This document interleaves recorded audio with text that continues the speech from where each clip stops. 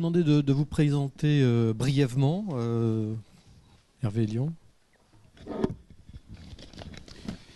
Oui, merci Jean-Philippe. Donc nous avons une activité de conseil spécialisé en supply chain, moi-même en faisant depuis des années que je n'ose plus compter. La particularité, c'est qu'on a développé toute une approche et une technologie, mais je préfère parler à la fois d'approche et de technologie pour toutes les raisons qu'on a déjà évoquées tout à l'heure, qui s'appelle Scale. Et donc c'est un outil qui combine à la fois du smart data en supply chain et de l'intelligence artificielle pour en particulier apporter à la fois un nouveau regard et une nouvelle visibilité sur la supply chain de bout en bout. C'est pour ça qu'on appelle ça aussi la supply chain augmentée d'une part, et d'autre part pour pouvoir aider les opérationnels à répondre à des questions what if. Donc il y a également derrière ça de l'aide à la décision.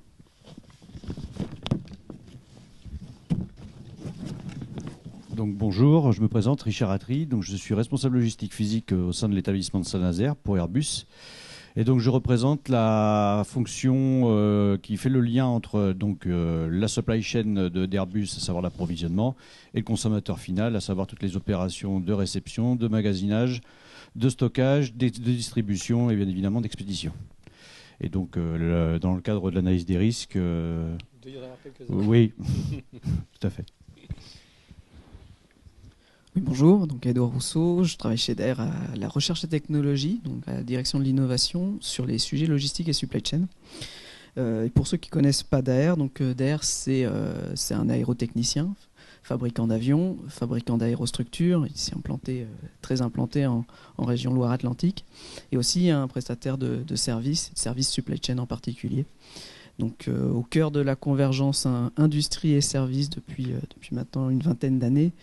Et donc agilité et résilience, pour nous, c'est un peu la réconciliation de ce paradoxe, de cet effet ressort amortisseur qu'il faut avoir vis-à-vis de nos clients. Et donc au cœur de la supply chain du futur. Donc, voilà. Merci. Oui, Johan Felgen, entreprise Sogebras, entreprise de logistique portuaire, un peu comme TGO tout à l'heure.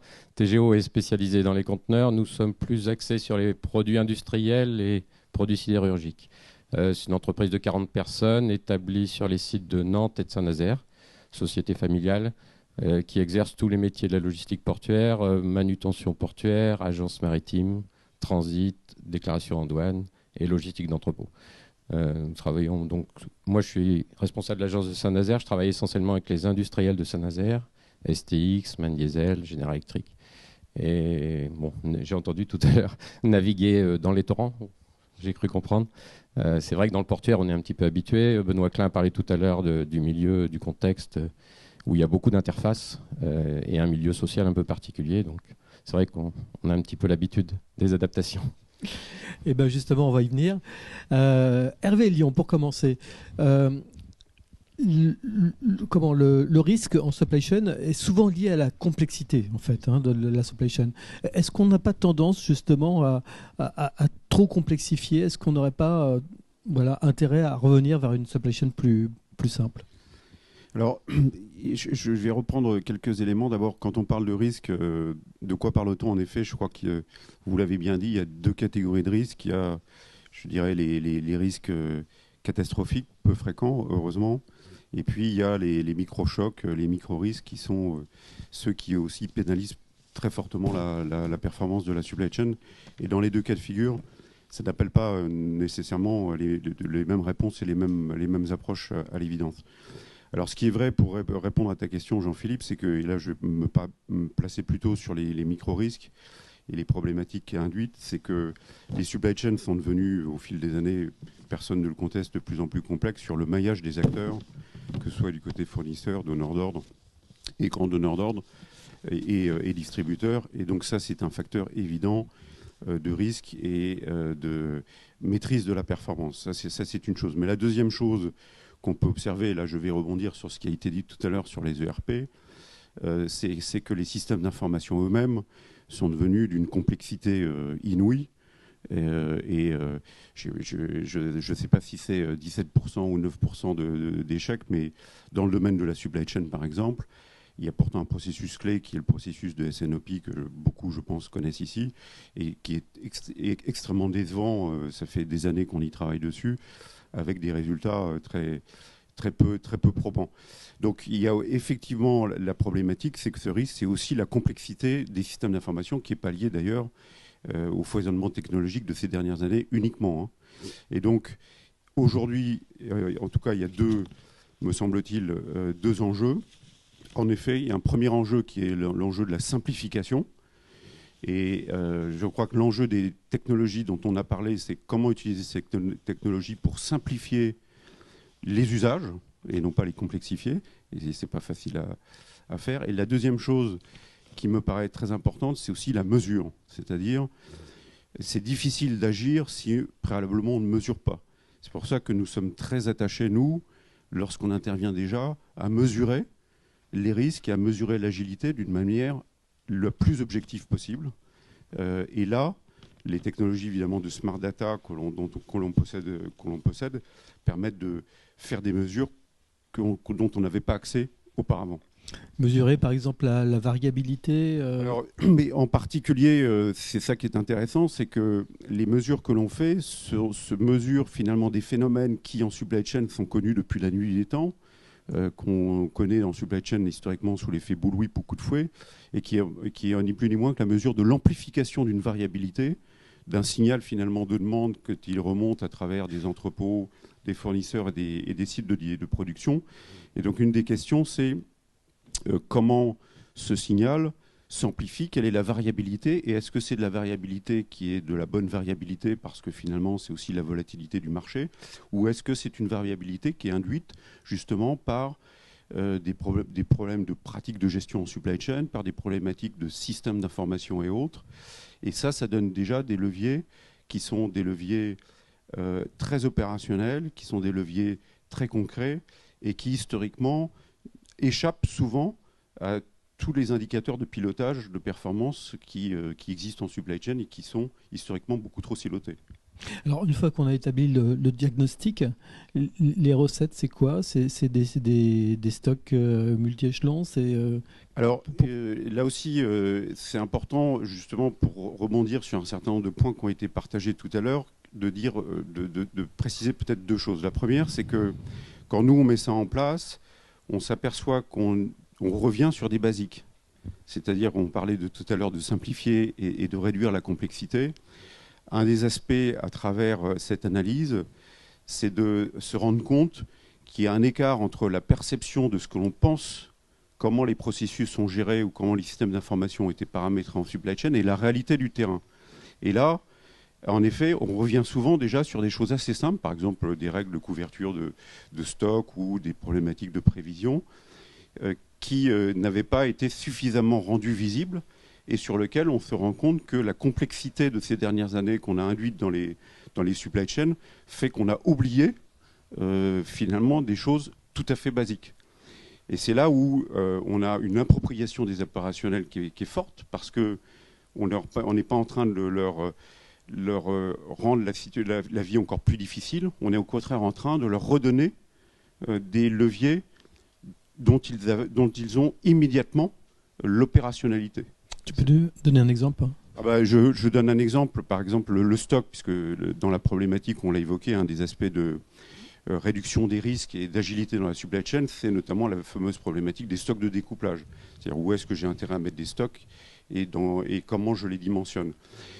Cet aspect-là, nous, quand on fait les analyses d'agilité de bout en bout et les analyses de ce fameux effet bullwhip, on s'aperçoit très souvent que les dimensionnements de stock, par exemple, ou les dimensionnements de stock de sécurité qui sont là pour absorber les fluctuations dont on parle, peuvent être tout à fait très mal dimensionnés, très mal gérés par rapport à ce qu'ils devraient être, non pas en utilisant des algorithmes très sophistiqués, mais en utilisant finalement des règles qui sont bien connues depuis des lustres en supply chain.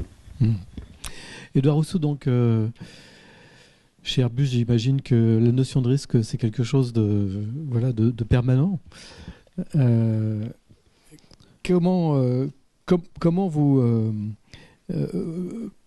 Comment vous maîtrisez cette notion? Quelles sont les choses, comment vous l'appréhendez? Et j'allais dire, bon, vous êtes aussi un prestataire logistique, donc vous travaillez pour le compte d'industriels, de clients qui sont de l'industrie. Est-ce que c'est d'une certaine manière une façon aussi pour votre client de prendre le risque à sa place, j'allais dire? Oui, c'est un peu l'idée du supply chain service, c'est-à-dire c'est d'aller porter des plans d'amélioration de performance pour nos clients, en fait, Airbus en particulier. Je pense on va avoir 2 exemples. Supply chain service, ça va être tous les outils digitaux qui vont commencer à être à notre disposition pour faire de l'analytique, pour faire du prédictif, pour aller proposer des améliorations sur l'approvisionnement, sur les tournées, sur les livraisons. Ça va être des offres qui vont prendre l'avance aussi. C'est-à-dire qu'on va essayer de prévoir ce que peuvent être les attentes de nos clients. Typiquement, se servir des objets connectés. Donc on va commencer à arriver avec des conteneurs connectés, des emballages connectés qui intègrent des capteurs, qui permettent de suivre la vie de la pièce et de travailler en amont de la livraison de la pièce pour détecter s'il n'y a pas eu un défaut, s'il n'y a pas eu une ouverture, s'il n'y a pas eu une variation d'humidité, de température pendant le transport qui pourrait amener la pièce à être détériorée avant la livraison. Et c'est pas uniquement le gérer nous, hein, c'est apporter un applicatif mobile à un client, apporter des outils analytiques. Alors toujours dans la complexité, d'essayer de ne pas complexifier, de complexifier justement les outils en apportant plus d'outils, mais en apportant des choses simples avec des systèmes un peu universels, type des QR codes qui permettent à n'importe quel mobile de venir suivre un colis, de venir connaître son état. Enfin, voilà pour le supply chain service. Et puis après, on parlait de complexité de la supply chain en elle-même. Chez Daher, avec la convergence industrie-service, on essaye de plus en plus d'arriver avec des offres end-to-end. C'est-à-dire qu'on fabrique les produits, on gère leur logistique, on gère leur livraison, on va jusqu'au montage en ligne ou du préassemblage. Et c'est des choses qu'on fait de plus en plus. Donc les matelas, Saint-Nazaire, du belly-fairing et à Toulouse aussi, des prestations pour des découpes de la cabine et des moquettes. Voilà. Alors, vous avez donc, vous intervenez donc effectivement à la fois en tant qu'industriel, puisque Daher, on ne sait pas forcément toujours, mais Daher est aussi un industriel, puisque vous fabriquez des avions. Alors, on doit le savoir ici, puisque on est industriel. Alors non seulement on fabrique ici, des pièces, c'est vrai. On a une usine juste en face, quand même. Ouais, alors d'accord. Et on fabrique des avions. Mais c'est vrai que le nom Daher est plus souvent attaché à une société de services qui fabrique qui fournit des services dans le domaine de la logistique notamment. Mais vous êtes également un industriel. Quand vous imaginez... Cette notion de maîtrise du risque, est-ce qu'elle intègre, on a parlé de l'agilité tout à l'heure, est-ce qu'elle intègre par exemple des scénarios catastrophes et des solutions alternatives pour pallier des catastrophes qui pourraient survenir sur un site industriel ou sur un site logistique? La gestion de ce risque-là, elle vient plutôt je pense sur le stock, sur le fait d'analyser aussi le carnet de commandes fournisseurs, de nos clients, pardon. Et de gérer nos fournisseurs aussi en amont. Et effectivement, actuellement, quand même, on assiste à une concentration de la supply chain et des acteurs dans aéronautique en particulier. Et donc, les exigences en termes de gestion des risques, on parlait de diffusion du risk management. Et le risk management que nous impose aujourd'hui Airbus, on va de plus en plus l'imposer à nos fournisseurs aussi. Et je pense que c'est quand même au cœur des sujets qu'on va avoir dans les 10 prochaines années, de faire monter aussi en compétence l'ensemble de la supply chain sur cette gestion des risques. Et la gestion des risques, elle vient aussi de notre capacité à maîtriser la qualité, de maîtriser la qualité de nos produits, maîtriser aussi la qualité des produits que nous fournissent les fournisseurs de matières ou de produits qu'on peut assembler ensuite pour Airbus. Alors Richard Attry, vous nous avez tout à l'heure décrit un petit peu très rapidement votre fonction. C'est quoi le plus gros risque pour vous? Le plus gros risque, en fait, c'est le petit caillou dans la chaussure. C'est celui qui est récurrent, qui est fréquent et qui perturbe en fait toute la chaîne tout au long. Le gros risque, d'une manière générale, il est managé. On a des process, comme vous les avez décrits tout à l'heure. On a toute la batterie d'outils. Le plus difficile aujourd'hui dans l'activité au quotidien, en mon sens, c'est d'accepter certains risques et de savoir les manager et les gérer de manière à rendre le système justement le plus agile possible pour qu'il ne perturbe pas, en l'occurrence, l'établissement et le consommateur final, et que derrière, on puisse aussi collaborer et travailler au mieux avec le fournisseur soit pour les corriger, soit pour les anticiper et les appréhender d'une meilleure manière. Le caillou dans la chaussure, c'est le grain de sable qui bloque tout, quoi, en fait. Il ne va pas bloquer, mais comme derrière, on est, comme on le dit, sur une supply chain qui s'étend, sur une supply chain qui devient de plus en plus lean aussi, puisque l'objectif est de réduire les stocks et de rendre le système en termes de lead time le plus efficient possible. Le moindre accroc, un retard fournisseur, un aléa sur la route ou dans toutes les solutions de transport qu'on peut avoir, ou même, je dirais, au sein même de la logistique, à proprement parler d'entrepôt, de l'absentéisme ou autre, fait qu'aujourd'hui, si on ne sait pas l'anticiper et avoir les processus qui soient assez agiles par rapport à ça, on va très vite perturber et générer des situations cascades au niveau du fournisseur, parce qu'on ne lui envoie pas des bons signaux. Je rejoins l'effet bullwhip qu'on exprimait. Et aussi l'effet au niveau du manufactureur, parce qu'on ne lui donne pas ces éléments en temps et en heure. L'industrie aéronautique a une spécificité, c'est que c'est une filière qui repose beaucoup sur une chaîne de sous-traitants. Est-ce que l'un des risques, des principaux risques, c'est justement la défaillance d'un fournisseur ? Elle en fait partie, oui. Elle est connue et caractérisée. Aujourd'hui, en mon sens, elle est managée, elle est prise en considération. La difficulté que l'on a sur le système aéronautique, c'est que comme il est très étendu, il est multimodal et international. Et c'est la gestion de la distance et de ces événements-là qui commencent à être pris en considération et de plus en plus managés et traités en amont et pris en considération aussi sur les différents établissements d'Airbus pour pouvoir y pallier, puisque, comme on le disait à plusieurs reprises, ce n'est pas que le client ou le consommateur, c'est en collaboration avec son fournisseur qui peut y arriver. Merci. Alors, Johan Felgen, vous êtes dans l'univers dans la communauté portuaire. Vous êtes un acteur de la communauté portuaire. Est-ce que vous-même, vous avez été confronté à des risques, en tous les cas, à des, j'allais dire des catastrophes, j'espère pas, mais en tous les cas, à des incidents majeurs qui vous ont gêné dans l'exécution de votre travail, et de quelle manière, éventuellement, vous y avez répondu ? Oui, des catastrophes, on essaie de les éviter, mais on en a eu dans le passé. Je me rappelle d'un bateau dans le port de Saint-Nazaire qui a chaviré, entraîné par la chute d'un moteur de la société MAN Diesel. Et on était chez MAN Diesel la semaine dernière et je pense que toute la société s'en souvient. Ça s'était passé la veille de Noël. Et on a passé tous nos vacances entre Noël et jour de l'an avec la direction de MAN Diesel à essayer de résoudre le problème. Donc forcément, on en a connu des catastrophes. Ça aurait pu être pire, il y aurait pu y avoir des morts, puisque le bateau s'est retourné. Et heureusement, la profondeur du bassin de Saint-Nazaire a arrêté la chute du bateau. Sinon, l'eau rentrait, non seulement la marchandise était au fond de l'eau, mais l'eau rentrait dans le bateau et toutes les personnes qui étaient à bord auraient pu en partie mourir. Donc là, on a frôlé vraiment la catastrophe. Donc on est habitué à ce genre de situation. Bon, ce qui est difficile dans le portuaire, c'est en effet, j'en parlais tout à l'heure, c'est des interfaces. Benoît Klein en avait parlé tout à l'heure. C'est ça qui est très difficile à gérer, puisqu'on est au milieu de la chaîne du commerce international. Vous en parliez aussi tout à l'heure au niveau d'Airbus. Et on est souvent à la rupture de ce qu'on appelle, nous, la rupture de l'Incoterm, c'est-à-dire du terme de vente international.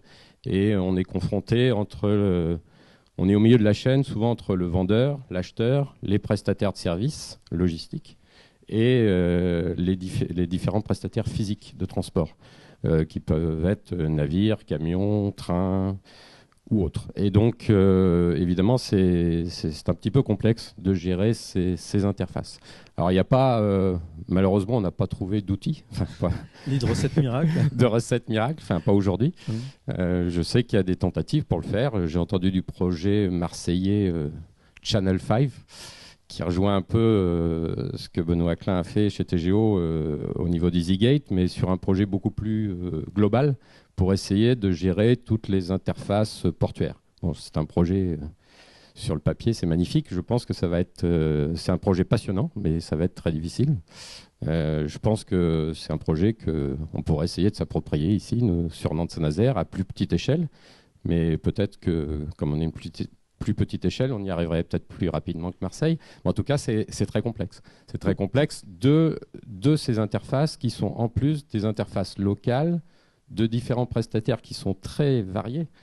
Entre l'industriel et le transporteur routier dont on parlait tout à l'heure, le marin à bord du navire, le docker, c'est des mondes, des univers complètement différents, avec des logiques de fonctionnement complètement différentes. Et il faut que tout ça s'interface harmonieusement.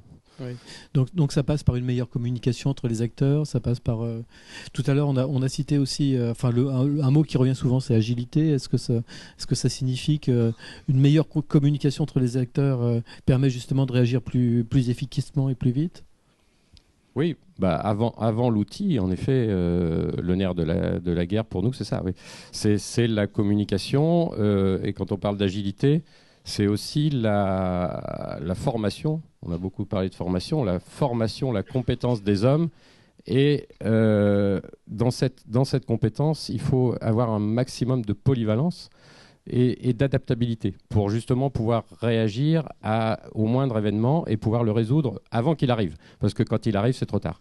Donc, pour pouvoir anticiper ce genre de problème, il faut une formation excessivement complète, puisque j'espère l'avoir exprimé, c'est assez difficile d'avoir une formation complète sur ces sujets-là qui sont très, très divers et qui peuvent s'interfacer les uns les autres. On peut interfacer un problème de manutention portuaire avec un problème de douane, par exemple, qui n'ont rien à voir, mais qui peuvent s'interfacer et créer des situations, des fois quasiment insolubles. Donc, il faut résoudre le problème par anticipation. Et le meilleur outil qu'on a trouvé aujourd'hui, c'est d'essayer de former les hommes sur leur polyvalence. Mais c'est facile à dire et c'est très difficile à faire. Et ça, c'est évidemment la priorité avant l'outil miracle qu'on pourrait essayer d'inventer. Oui. Hervé, ces partenaires interviennent dans de nombreux domaines, que ce soit l'industrie et la distribution. Est-ce que cette notion de maîtrise du risque est bien prise en compte par les entreprises aujourd'hui ? Olivier, tout à l'heure, faisait état de statistiques. Est-ce que, au quotidien, lorsque tu rencontres tes interlocuteurs de la supply chain, est-ce que tu as le sentiment que cette notion de maîtrise du risque est intégrée culturellement dans la vie des entreprises ? Alors, de manière générale, je ne peux pas dire encore qu'il y ait une prise de conscience aussi exacerbée qu'on pourrait l'évoquer. Je crois qu'il faut effectivement revenir sur ce qu'on disait tout à l'heure. Il y a les risques majeurs, sur lesquels là, c'est vrai que compte tenu de ce qui s'est passé en supply chain avec des ruptures qui ont en cascade entraîné des préjudices très importants, y compris en dernier ressort chez les grands donneurs d'ordre. Je pense que là, sur cela, il y a aujourd'hui, puis évidemment, malheureusement, les événements qu'il y a eu ces dernières années, fait qu'il y a une prise de conscience assez importante sur ces risques majeurs, tout en reconnaissant en même temps qu'aujourd'hui, dans les supply chains, on disait qu'elles étaient très maillées. Et donc, un des problématiques, c'est que, par exemple, si on prend les donneurs d'ordre comme ils sont ici présents, ils ont une assez bonne visibilité de leurs fournisseurs de rang 1, donc une assez bonne maîtrise par rapport à ça sur le potentiel de risque. Par contre, dès qu'on est plus en profondeur dans une filière, ça devient déjà beaucoup plus difficile d'avoir cette visibilité. Donc ça, c'est la première remarque sur la notion de prise du risque. La deuxième remarque, c'est que la gestion des risques ne peut pas uniquement s'appréhender à travers des processus. J'aurais même tendance à dire que les processus peuvent, on l'a vu d'ailleurs à différentes reprises, les processus peuvent étouffer, je dirais, la nécessaire agilité qu'il faut avoir quand on a des risques qui sont avérés, qu'on n'a pas bien anticipés. Si je prends des exemples, s'il y a par exemple des ruptures de stock ou un site, une ligne de production qui tombe en rideau, ça peut se propager très vite. On a dit que les supply chains aujourd'hui sont très tendus, surtout s'il y a peu de stock intermédiaire. Si on commence à avoir des processus très, très complexes d'alerte à plusieurs niveaux, finalement, on va passer à côté il sera trop tard pour réagir, ou en tout cas, le mal sera fait. Donc il y a une vraie question aussi dans cette notion de gestion des risques, qui est l'équilibre qu'il faut avoir entre des processus qui sont très cadrés et la nécessaire agilité qu'il faut avoir, la réactivité qu'il faut avoir, en laissant aux opérationnels sur le terrain la capacité d'agir immédiatement. Olivier, vous en pensez quoi? Tout à fait d'accord. Merci. Tout à fait d'accord sur l'agilité. Être agile, c'est décentraliser de la décision, c'est donner de l'autonomie aux équipes sur le terrain. Vous parliez de processus qui étaient très lourds. C'est vrai que si on doit remonter une chaîne de commandement très très longue pour prendre des décisions, on n'est pas agile. Être agile, c'est être capable de réagir vite en étant sur le terrain. Ça veut dire que sur le terrain, il faut être compétent, avoir les compétences pour, mais ça veut dire aussi qu'en amont, il faut que les personnes acceptent de déléguer sur le terrain cette responsabilité-là. Ça passe par de la formation aussi? À mon sens, ça passe par de la formation, de la sensibilisation. Il y a aussi Chefi qui a publié 2 ouvrages sur la résilience, évoquait beaucoup cette culture de la résilience, de la formation, de la sensibilisation. À mon sens, vous parliez de l'étendue de la gestion des risques dans la chaîne logistique. L'évolution des problématiques de risque, à mon sens, vont être les mêmes que les problématiques de qualité. Pendant des années, la qualité était cantonnée à de la production, à de l'exécution, et en plus, ça s'est étendu dans les bureaux. Et maintenant, ça concerne toute l'entreprise. Les risques, au départ, étaient plutôt des risques juste très opérationnels sur les machines en production. Et finalement, on assiste à une vision très large de la gestion des risques. Et donc, si maintenant on a des managers qualité dans l'entreprise, nul doute que, enfin même c'est le cas dans certaines entreprises, on a des risk managers, et dans quelques années, on aura des supply chain risk managers, spécialistes de la gestion des risques liés à la chaîne logistique. Plus je me tends, plus je suis risqué. Si je choisis d'être risqué, si je choisis d'être tendu, je choisis d'être risqué. Et l'une des façons de diminuer les risques, c'est de nommer des spécialistes. Les entreprises ont commencé à externaliser, on a eu des acheteurs industriels. Les entreprises prennent de plus en plus de risques. On va avoir des risk managers peut-être. Si je peux me permettre aussi de rajouter un autre élément qui me paraît très important, puisqu'on parle de la discipline de gestion des risques en supply chain, c'est que la modélisation elle-même de ces risques-là et de le poids qui doit être accordé, la priorisation de ces risques, il y a encore beaucoup, me semble-t-il, à faire dans ce domaine-là. En particulier parce que si je reprends des supply chains maillées complexes, prenons par exemple le cas des donneurs d'ordre avec des fournisseurs multirangs, on s'aperçoit depuis des années que les risques qui sont concentrés précisément là où le poids des achats est le plus faible. Et donc, une des questions fondamentales des risques, c'est les risques qui sont concentrés sur ce qu'on appelle la long tail, c'est-à-dire finalement là où ça pèse le moins, si on prend par exemple une mesure qui est le poids des achats, il y en a d'autres, et c'est précisément ceux-là qui sont souvent qui concentrent les risques qui peuvent être les plus préjudiciables. Donc il y a aussi un aspect qui n'est pas du tout évident à traiter, c'est comment concentrer les efforts sur les signaux faibles ou sur des risques qu'on considère mineurs et qui, pour le coup, ceux-là sont vraiment des risques qui peuvent se propager sur une supply chain, par exemple de rupture, qui peuvent être tout à fait préjudiciables. Est-ce qu'il n'y a pas des nouveaux risques qui émergent justement avec l'arrivée du digital et des réseaux sociaux, par exemple, des messages sur des réseaux sociaux qui peuvent compromettre, par exemple, le lancement d'un produit, au contraire, augmenter son succès, ce qui conduit à une rupture. Est-ce que c'est des sujets sur lesquels on travaille, on réfléchit en ce moment Ça vous inspire pas du tout? Bon. Non, mais ça dépend si on est en B2B ou B2C, effectivement. Je pense qu'en B2C, il est certain que sur des lancements de produits, mais ça fait partie dans les entreprises par lesquelles on peut travailler, par exemple en B2C, sur ces risques, par exemple, d'image ou sur ces risques de traçabilité de l'origine d'un certain nombre de produits. Il y a beaucoup à faire, mais je crois qu'un certain nombre d'entreprises aujourd'hui en sont parfaitement conscients.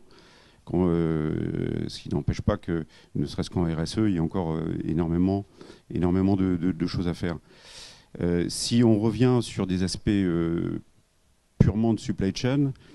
La difficulté, c'est que, on l'a évoqué, les supply chains sont très tendus. Et donc, la moindre rupture peut se propager et avoir des effets d'amplification très très importants. Et c'est celle-là qui est difficile à anticiper et à identifier en réalité, dans ce que nous voyons. Olivier. Si les nouveaux risques, la supply chain du futur, on a parlé de technologie, on va reparler de technologie dans la 4e table ronde, ça va être tous les risques liés aux nouvelles technologies.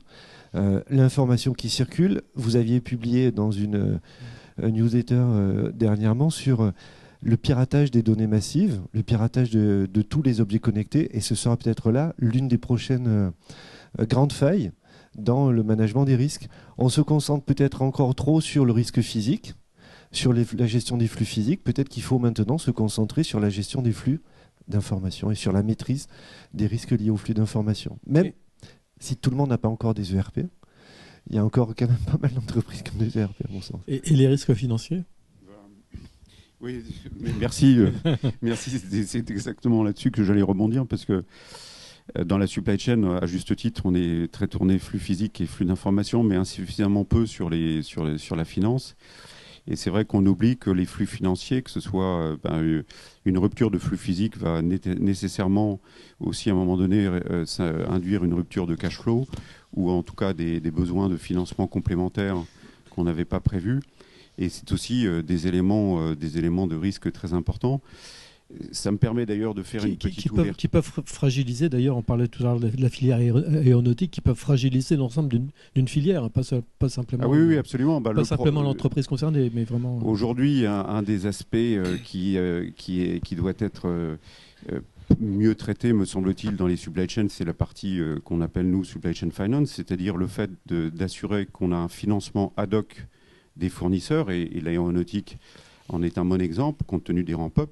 Est-ce qu'on a au niveau des fournisseurs, là on ne parle pas des grands fournisseurs qui ont accès à tous les moyens financiers du monde, et en plus à des taux qui défient aujourd'hui la gravité, mais à des plus petits fournisseurs qui n'ont pas nécessairement le financement de leur fonds de roulement, du BFR, des stocks, qui va leur permettre d'assurer la pérennité, ou en tout cas la fiabilité des livraisons, et ceci d'autant plus que la filière aéronautique, comme en suivant ce qui s'est passé dans l'automobile déjà il y a des années, a tendance à repousser aujourd'hui les stocks en cascade chez les fournisseurs, ce qui rend aussi d'autant plus critique cette notion de financement du BFR. Donc c'est vrai qu'aujourd'hui, il faut considérer qu'il y a vraiment 3 flux qui sont fortement interdépendants, interconnectés: le flux physique, le flux d'information et le flux financier. Alors, je me tourne vers vous maintenant. Avez-vous des questions ? Je suis sûr que vous en avez, mais que vous n'osez pas les poser. Alors, des fois, je prends des personnes au hasard dans la salle, il faut le savoir aussi. Alors, une main se lève, je vais vous apporter un micro.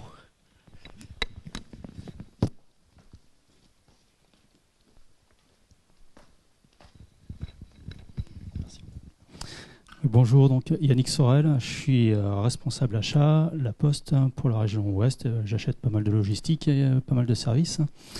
Merci pour l'organisation de l'événement, c'est vraiment très très intéressant, et puis les contenus qu'on a eu dans les interventions de ce matin. Je voulais rebondir sur la partie risque et puis la partie humaine qu'on a aussi abordée sur la première table ronde. Moi, il y a dans mon job d'acheteur, là, il y a une question éthique que je me pose et qui rejoint un risque, c'est le risque du yak à faucon.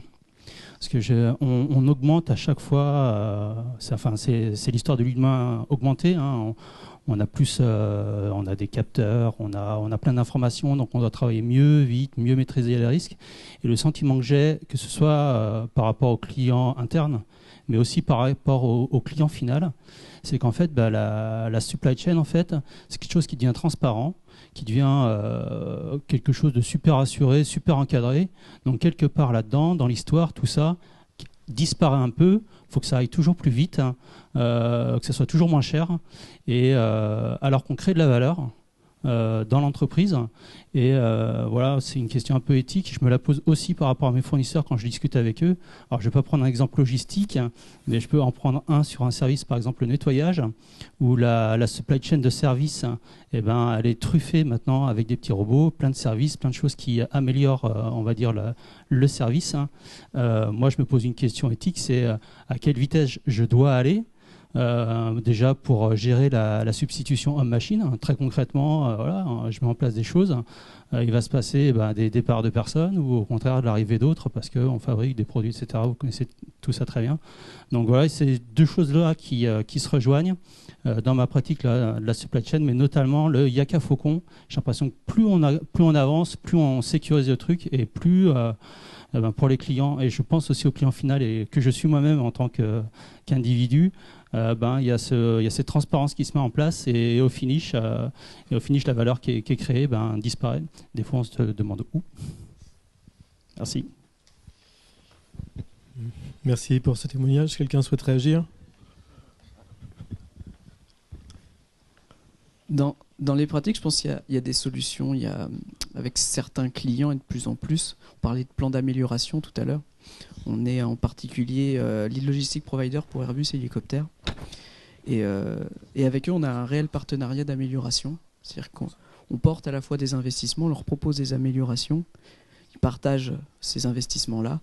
Et on a un plan au sein de leur supply chain, où on fait à la fois de la fabrication, à la fois de la MRO, à la fois de la logistique, de la livraison sur chaîne. Et on a vraiment un plan d'amélioration global.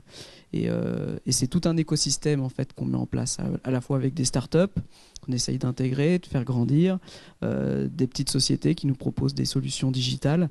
Et notre objectif, c'est aussi de les pérenniser.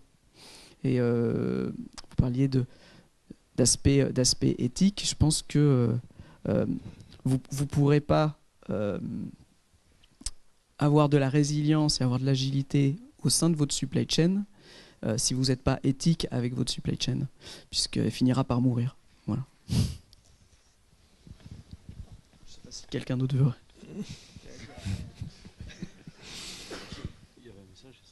Ah non, il n'y a pas de message. Je regarde des mains qui se lèvent. En voilà une.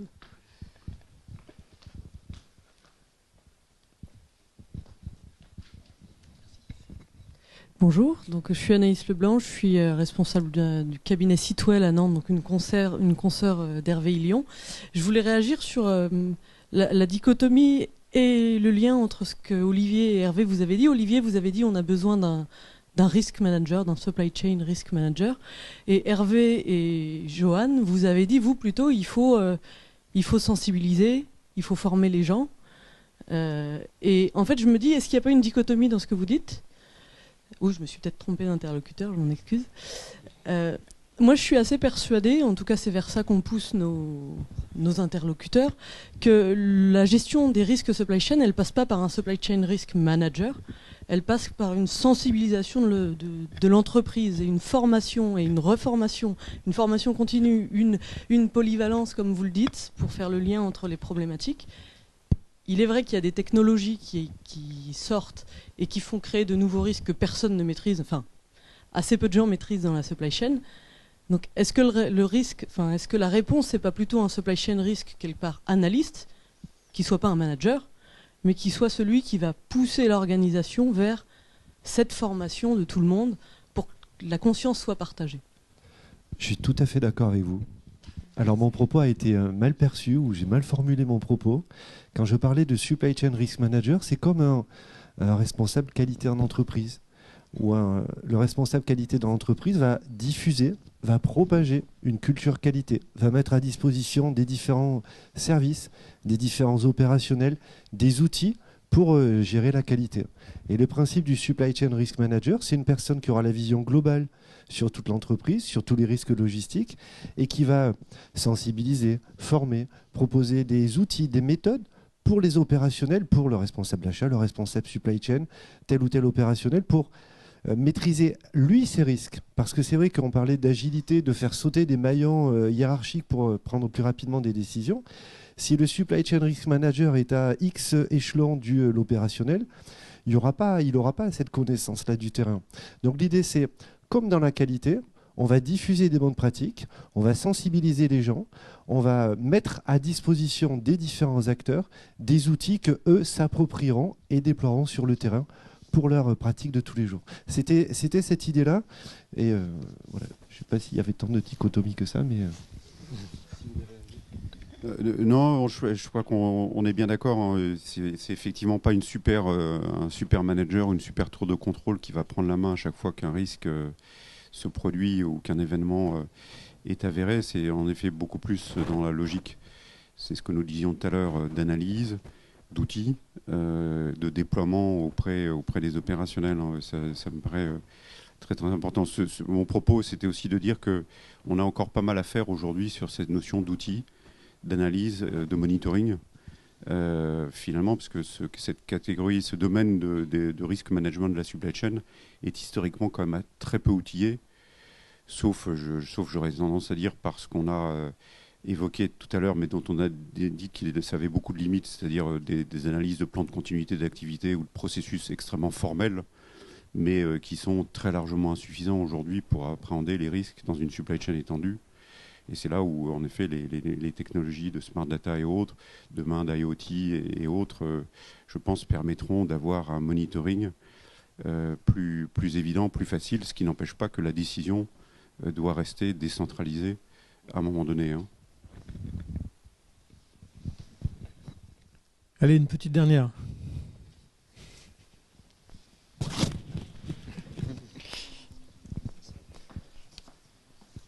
Allez, quel est le bon outil qu'il faut acheter? Donc j'ai rien à vendre cette fois-ci, mais je pense que la réflexion que je me faisais vis-à-vis des dernières, enfin, la dernière remarque et des dernières réponses, c'est qu'autour de la table, il y a justement beaucoup d'acteurs de services, de technologies, d'outils. Et finalement, c'est un peu un des propos qui a été également en transversal de la matinée. C'est que c'est avant tout les hommes de l'entreprise qui feront la supply chain de demain. Et finalement, agilité et résilience, ça me parle plus quand j'entends notamment Boris Cyrulnik, c'est avant tout sur les personnes et pas sur les outils. Et la résilience, l'agilité, c'est avant tout les hommes. Et l'ouverture du débat qui est ce matin, je le trouve finalement un petit peu technologique. Et demain, faire intervenir des psychologues, des philosophes ou des gens qui sont plutôt sur les sciences humaines me paraîtrait intéressant pour ouvrir le débat. Merci. Alors tout à l'heure, il y a une table ronde sur l'homme hein, et les enjeux. Voilà. Donc on aura tout à l'heure ce volet-là. Bon, eh ben, écoutez, merci beaucoup pour vos interventions. Il y a encore une question. Ah, il y a une petite main qui se lève. Alors je l'avais pas vue.